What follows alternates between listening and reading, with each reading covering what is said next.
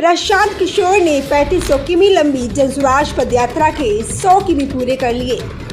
इस मौके पर पदयात्रा शिविर में उन्होंने मीडिया से बातचीत की।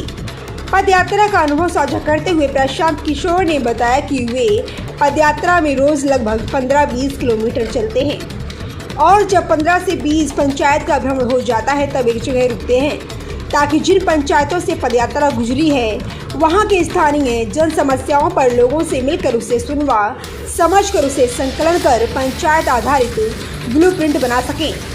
जिले के बलथर मामले पर बोले प्रशांत किशोर, ग्रामीणों व प्रशासन के बीच विश्वास जरूरी। चर्चित बलथर प्रकट कर बात करते हुए प्रशांत किशोर ने कहा कि यह मामला संवेदनशील है, इसलिए मेरा सुझाव है कि प्रशासन और ग्रामीणों के बीच में जो डर का माहौल है उसे प्राथमिकता के आधार पर खत्म करने का प्रयास किया जाए। इस मामले से जुड़े 700-800 पीड़ित परिवारों के सदस्यों से मिलने के बाद मेरा सुझाव है कि सभी परिवार मिलकर एक समिति बनाएं और अपने प्रतिनिधि चुनें। इसके बाद प्रशासन और ग्रामीणों के बीच मध्यस्थता का रास्ता निकले और दोबारा ग्रामीण और प्रशासन के बीच विश्वास कायम हो सके।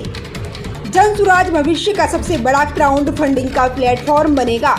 जनसुराज पदयात्रा के लिए पैसा कहां से आ रहा है, इस सवाल का जवाब देते हुए प्रशांत किशोर ने कहा, पिछले 10 सालों में मैंने जिन नेताओं और दलों के लिए काम किया, जिनके भी जीत में अपना कंधा लगाया, वे सभी लोग बिहार में हो रहे इस नए प्रयोग में हमारी मदद कर रहे हैं।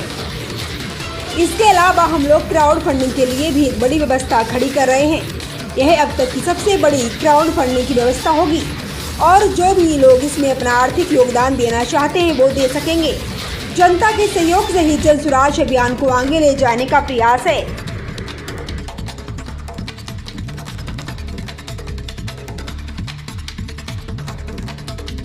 तो स्वाभाविक तौर पर आपका लागत बहुत बढ़ जाएगा।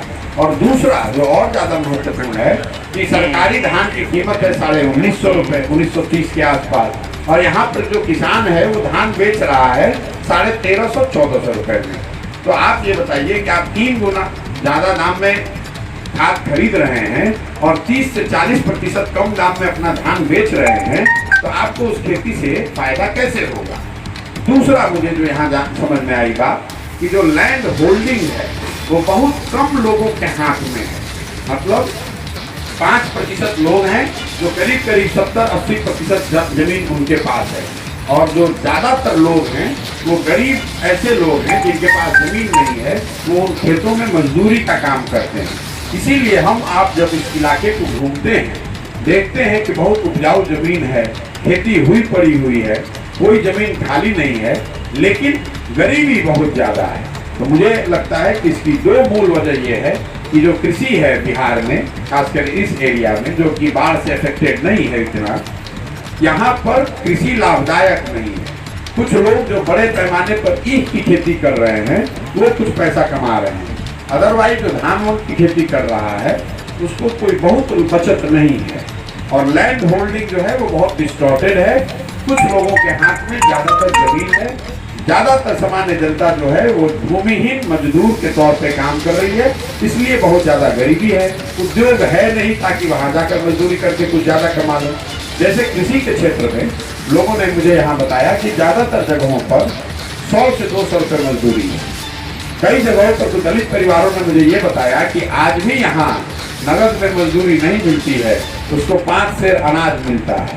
तो बहुत बड़ी संख्या में खासकर मुसहर समाज के लोग मुझे मिले, उनके जो घरों की स्थिति है, जो दलित समाज के यहाँ लोग, अनुसूचित जनजाति समाज के जो लोग हैं वो भूमिहीन हैं, उनके पास रोजगार का कोई साधन नहीं है, उनके पास उद्योग यहाँ कोई है नहीं कि जिसमें वो नौकरी कर सके।